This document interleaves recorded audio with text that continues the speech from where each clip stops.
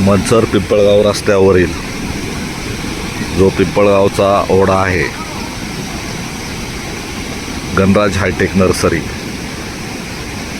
तिथे आपण उभं आहे. आता हे पाण्याचं संपूर्ण दृश्य पाहतोय. किती भयानक पाणी आहे या ओढ्याला.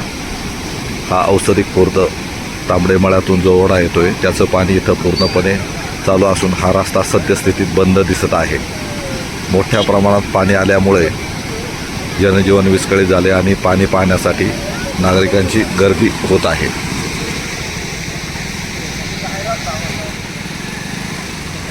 टू व्हीलर चालकसुद्धा किती रिस्क घेऊन पाण्यामध्ये गाड्या घालून पलीकडे जाण्याचा प्रयत्न करतात. हे सुद्धा अत्यंत दुर्दैवी बाब आहे आणि अनेक ठिकाणी अशा घटना होतात.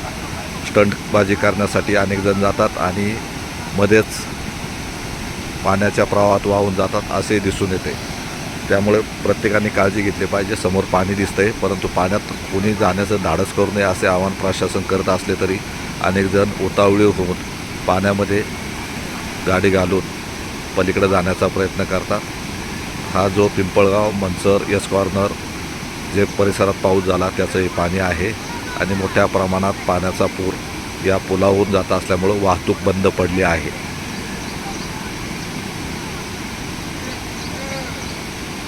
जो पिराचा ओढा आहे त्या तिथं उभा आहे. आपण आता पिंपळगाव गावाच्या आणि चांडोली फाटा तुकानाना चौकाच्या मध्यभागी जो ओढा आहे त्याच्यावरील हे दृश्य आहे. त्यामुळं पूर्णतः वाहतूक बंद पडली आणि मोठ्या प्रमाणात या ओढ्याला पाणी आल्यामुळं संपूर्ण वाहनं आजूबाजूला थांबल्याचं दिसून येत आहे.